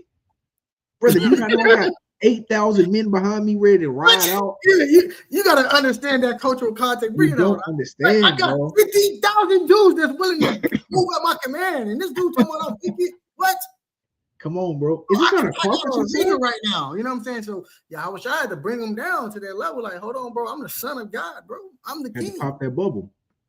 You know what I'm saying? So that was a hard transition for them. You know what I mean? Not all of them, but a lot of them had to like, damn, they had to. That's why Nicodemus was one of the ones that was enlightened and could see, like, you know what? Ain't no way in hell he got all this knowledge and he doing all these miracles and he having all this mystique and this energy. He got to be the son of the Most High. It's no way. It's no other explanation. You know what I mean? But some people didn't see it that way. Some people didn't see it that way. That's a fact. So now you can understand the feelings behind the Pharisees. I mean, when you've been the man for so long, and then on top of that, not only are you the man, but you got thousands of people who are also the man, and y'all have held to this doctrine for, it was like what, 400 years between the Maccabean revolt and Christ hitting the scene? Yeah, about 350, 400. About 350. So about 400 years, we've been running the show heavily. We're leaders of people. Yeah. And then you got this brother hit the scene saying he's the son of God.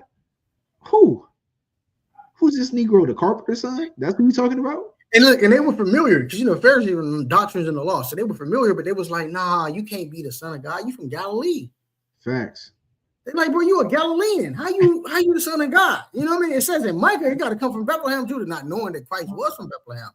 Facts. But he, you know, because of the decree that Herod put out on the young boys that were born around Christ, he put a bounty on his head, so he had to go to Egypt and grew up a little bit. And then when he came back, he didn't go back to Judah. He went to Galilee. You know what I'm saying? Which is in the northern kingdom, northern hemisphere of Israel. So that's why they was like, damn, he do fit all the familiar symptoms of being the Messiah, but you know what? Nah. He missed one qualification. It's one qualification my brother missing. Yeah, they like, nah. I hope y'all taking notes. So one of my sources is Bible Gateway, and I also used I didn't have time to cite my sources. Give her your email. He'll send you the Yolanda. You know what I mean? I know she be tapping in a lot. Put your email in the chat, and then the brother will pin it, and then he'll send you this PowerPoint. Whoever wants the PowerPoint, put your email. We'll send it to you, so you guys can have this and read it for yourself, and then you can expound on it. Yeah, I have to go back and cite my sources for y'all though, because I do have my sources. I just didn't get to citing them when I was putting it together.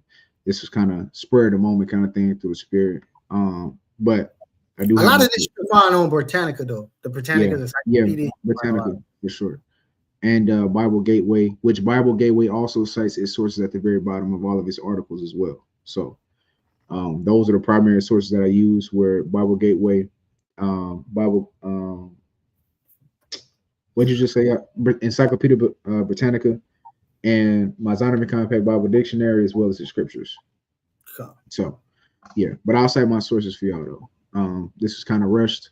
But like I said, I am going to tighten it up though. I'm going to go back and tighten up because I still got work to do on other sects. So, yeah, this ain't the end of it. But I digress. Where was I at? Yeah, to build a hedge around the written Torah. So, the intentions were good, but like my brother Tavon said, the path to hell is laden with good intentions. You understand? So you can have the right intentions, but it's still wrong. Right.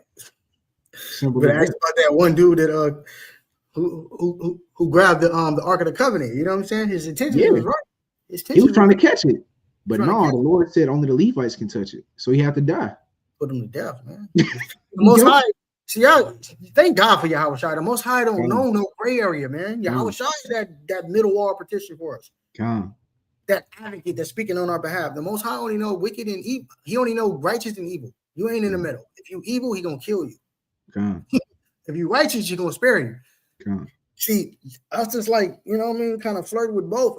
You know, that's when Yahweh Shah come in and be like, you know, give him time, Father. Father, forgive him for you know not what he do. Come. You know what I'm saying? That's Yahweh Shai, that advocate speaking on our behalf. That's their lawyer. And we deserve that. Yep. We deserve that. You know what I'm saying? So, yeah. Come. So, in addition, the new circumstances of the exile and the post-exilic period involved matters not covered in the written Torah. Consequently, new legislation had to be produced by analogy to and inference from that which already existed. So, to alleviate some of the societal ills at the time and issues that we were having as a nation, they had to kind of infer from the Torah. And that's what created the Mishnah. The content of this oral law continued to evolve and to grow in volume through the intertestamental, New Testament, and post-New Testament periods, finally to achieve written form in the Mishnah in the 2nd century, AD 200. For the Pharisees, the oral law came to be revered so highly that it was said to go back to Moses himself and have been transmitted over the centuries orally, paralleling the written law that also derived from him. You see how they started going off? Now they're trying to equate the oral traditions and traditions of the elders with the written Torah. That's going off. That's going off. Yeah, because you got to understand the Torah originally, the tablets that Christ, that Moses brought down was written with the finger of God. That came directly from the Most High. You know what I'm saying? So you trying to equate the teachings of the elders or the interpretations of the elders to the actual rock written by God is, you know, when you're going off, man, you got to pump your brakes a little bit. It's a lot of examples of brothers having good intent. The man of God who the Lord commanded not to eat or drink anything on his journey, and another brother said that he was a prophet and heard word of God that he should eat and drink, and then that brother had to die. Yeah, they put him up. Yeah. Now that story still stumps me. Like, whoa, that's kind of crazy. Like, how would I know that this brother was not a prophet of God? Well, he found out. Exactly. Very close to his life, but you know, damn. You know what I'm saying? So the Most High you can't play with the Most High. Can't play with him, right? I digress, right? So if this OT doesn't stand for Old Testament, it's oral tradition. If the oral tradition of the Pharisees was created to protect the Jews, why did Christ rebuke them, right?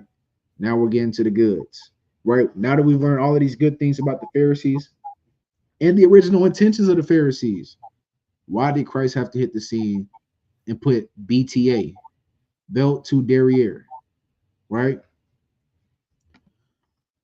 To be continued.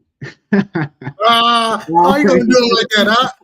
How you gonna do it like that, huh? All praise to the Most High. All praise to the Most High. Work for that one, huh? You gotta give him one, huh? You gotta give him one. All praise to the Most High. Hey, look, I want y'all to come back for some more. I can't give you everything.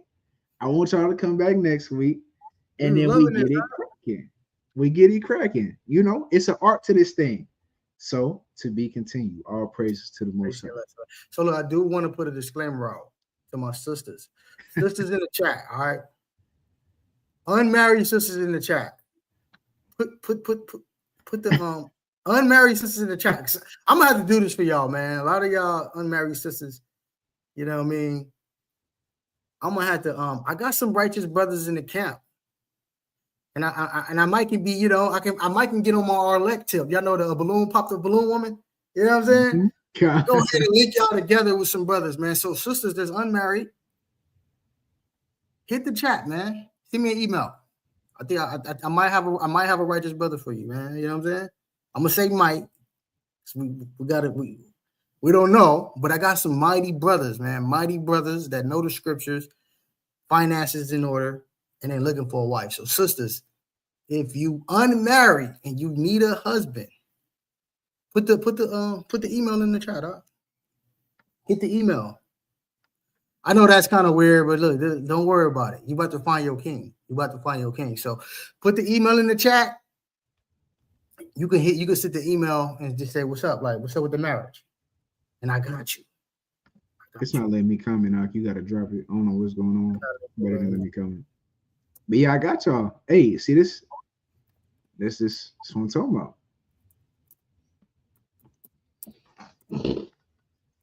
We gotta force the issue out because if you let Israel do it, man, they're gonna just waste. They're gonna take all day. So look, unmarried sisters, man. Sisters that's not married, they don't got a head or a leader. Hit the chat, hit the email. You could just hit it. It could be a small talk. Send me your details, and I'm gonna link you. I'm gonna link you in. You know what I'm saying? I'm gonna get you right. And email for the PowerPoint.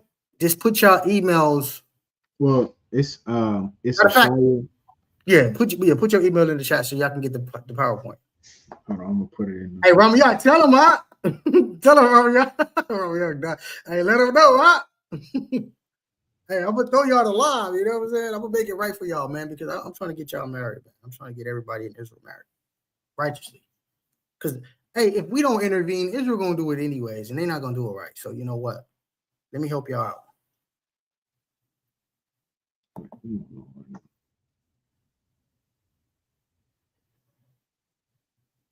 Hey family, it's Asharia144K at Gmail.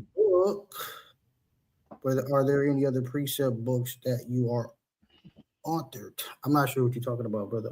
I'm gonna hold you. You talking about our Elder Ryan book? Yeah, that's what he's talking about. Oh yeah, our Elder Ryan book. Okay. We'll go back to this. Sisters, all right, so I'm gonna put it out again. Sisters, we need y'all to be married. If you unmarried, we need y'all to get married. All right. I got some gentlemen, some hard, mighty men who know the precepts, who getting their finances in order.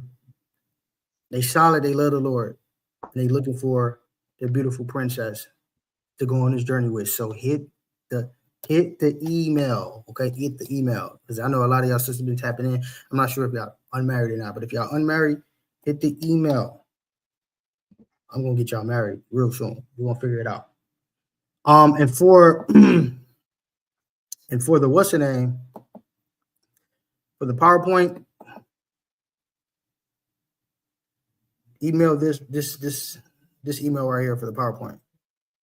my boy Robbie out funny. There's a you gotta join BOW then, brother. Marvelous mind, you know what I'm saying? We got you, bro. That's the goal. You know what I'm saying? Look, I'm gonna start playing matchmaker. You know what I'm saying? I'm gonna start playing matchmaker, because if you don't do it, Israel is just gonna do it themselves, and they're gonna marry the wrong person. Destroy the nation. That's a fact. They're gonna marry the wrong person. So look, I'm gonna get y'all with the right man.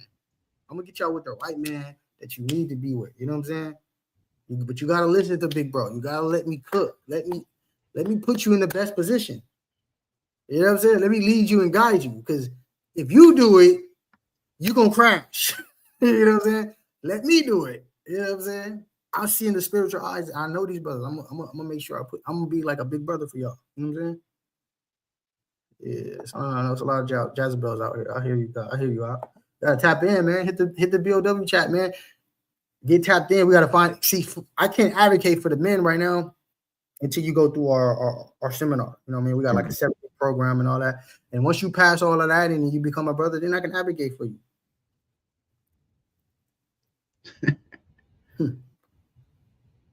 Yeah, let me cook. Let me whip it up for y'all, man. So look, don't be shy, sisters. I know it's kind of weird and awkward, but look, y'all be sending them little DMs on Facebook. Stop it. I'm gonna cut through all of that. You know what I mean? I'm gonna get you what you need. I'm gonna get you Ecclesiastes 37:12. Be ye continually with a godly man, one that you know to keep the commandments. All the brothers in my camp I've been knowing at least 4 or 5 years minimum. Right?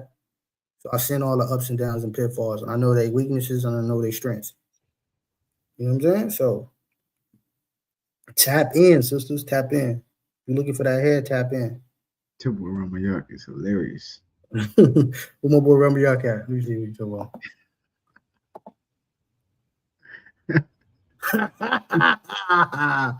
All praise to the Most High, man. Yeah, for real though, man. I really want to do this, man. I really like. I was thinking about it the other day. I'm like, when Israel make decisions on their own, it's usually bad. When we make a decision as a nation, we win. We win. So let me be a part of this selection. I don't know if y'all have y'all fathers around and stuff like that. Let me be a part of this selection. Let me be a part of this, helping y'all find the king that y'all need. You know what I'm saying? Let me be a part of this, helping y'all find the king that y'all need. So this is the email. Let me get back to it. Let me see. Where is it at? Where's that in the chat right here? For what? Which one you asking for, E?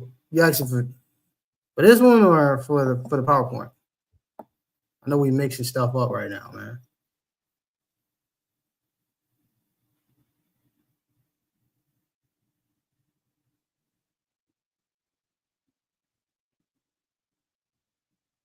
So last call for my sisters. Tap in one more time. Single sisters, of course. For my single Hebrew sisters that's really sincere about the laws of the Most High God.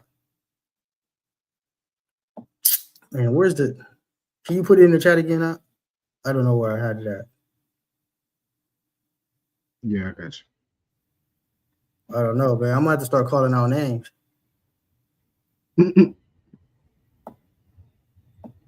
All right, so look, it's Shire's root. Screenshot it. All right, let's go back up. This is for the PowerPoint. Screenshot it. That's for the PowerPoint.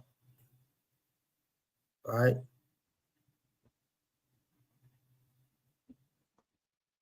Bam. This is for sister that's trying to find a husband. Screenshot it. I just posted a comment in the chat. You should have posted a comment with your spiritual gains. No. I'm just putting the email. Oh yeah, matchmaking. Yeah.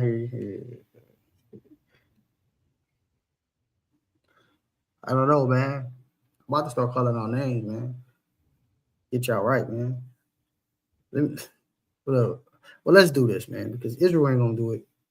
If we don't intervene, Israel won't just waste time and end up marrying the wrong person. So look, Sister Yolanda, I'll be seeing you all over the internet. Are you married?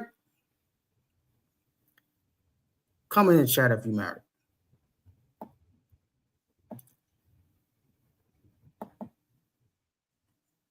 Sister E, I don't believe Sister E married. Let me see. Who else?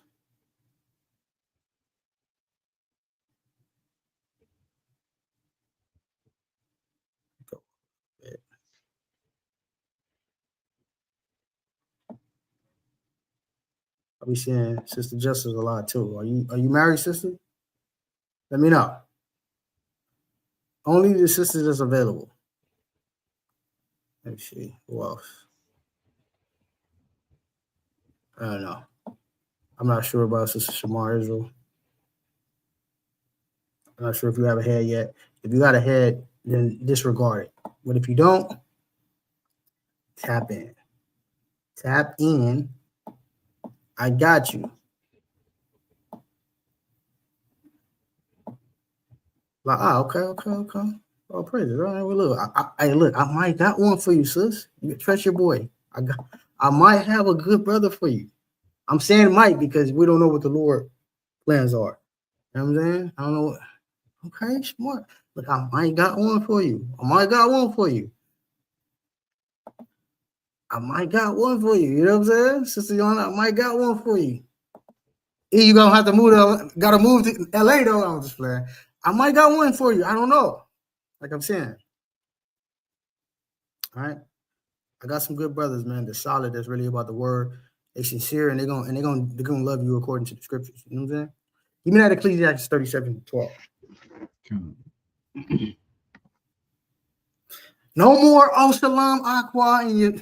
in your little Facebook DM. You ain't got to worry about that. I got you. I got you.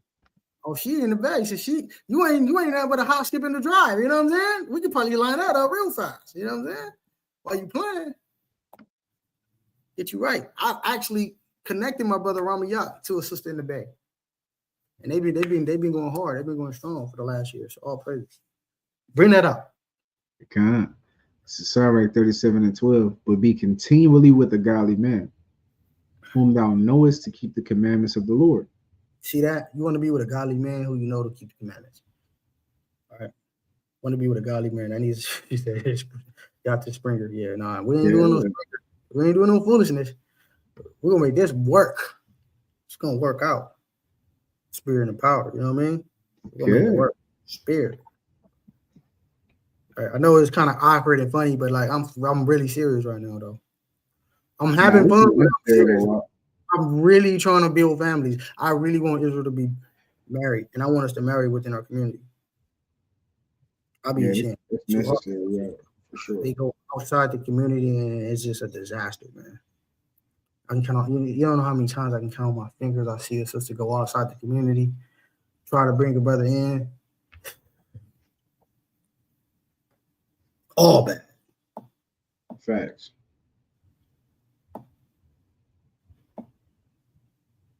All right. So look, hit the chat, sisters. Like hit the chat, hit the email. You know what I mean? Hit the email. Oh, we're going up north next week. Sister Yolanda, while you playing, we be up there next weekend. While you playing. So look, I said we'll be up there next week. Sacramento, that area, next week. I believe it's next week. Yeah, I think it's next week. So come on and see us, man. Come on and see us. She laughing, yeah, for real. Like, come out and see us. We're gonna figure this out. We're gonna keep it. Look, we're gonna keep it within. We're gonna be separating from the world, as the scripture says, right? Give me that James 4:4.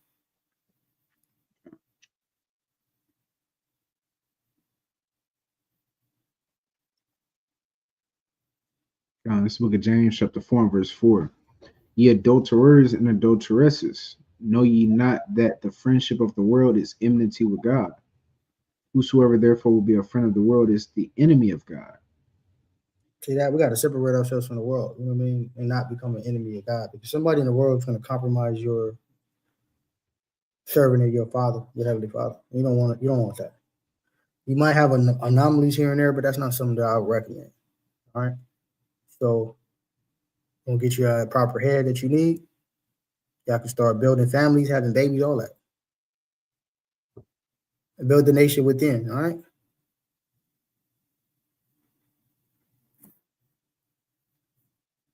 God, yeah, hell yeah.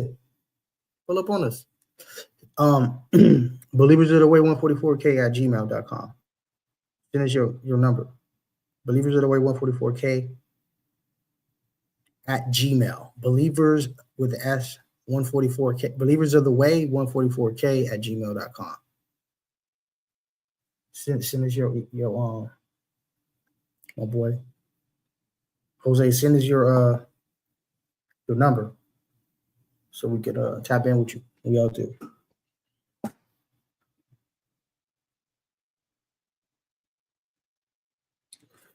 Uh-oh. Woo. Woo. That's beautiful. That's beautiful. That's a trigger warning. So look, we'll go ahead and end it. We'll continue this. How'd y'all like the class? Hit 7 in the chat if y'all like the class, man. Blessed to my brother Shire, man. Did a beautiful job bringing out that history, man, that we need. Hit 7 in the chat if y'all like that type of lesson. Oh, praise to the Most High. He can go deeper in that bag. I just challenged him today. You know what I'm saying? He can go way deeper in that bag if I really get on my boy head. You know what I'm saying? Esau be trying to whoop him.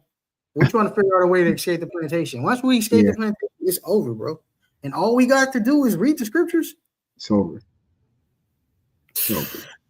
I'm already getting y'all emails. So I've gotten a couple of y'all emails. I'm gonna get to it as soon as I possibly can. I'll do it tomorrow morning since we don't have soldiers class, so I'll have time tomorrow morning, and I'll get the PowerPoints. I see your comment, sis. You know, yeah, you know, you can tap in with me. Yeah, I already know. I already know where you're going with it. Yet that's why I ain't pressing. That might have been a bad move. I'm gonna keep it a beam.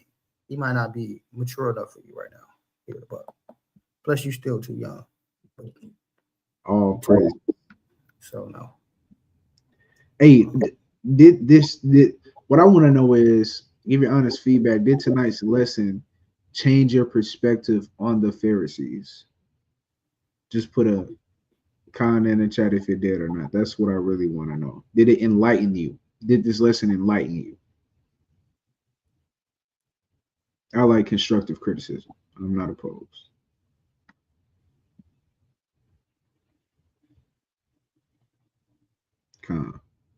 All praises. Very informative. All praises, yeah, man. Sorry, getting this bag when you want to. I'll keep challenging. I'm gonna be on his head. Boy's a monster. All right, family. Love y'all. Hey, sisters, hit the chat. I'm serious. Hit the chat. Tap in with me. I'm gonna figure this out for y'all. All right. We're gonna talk. All right. Love y'all, Israel. Shalom. All right. Shalom. Shalom.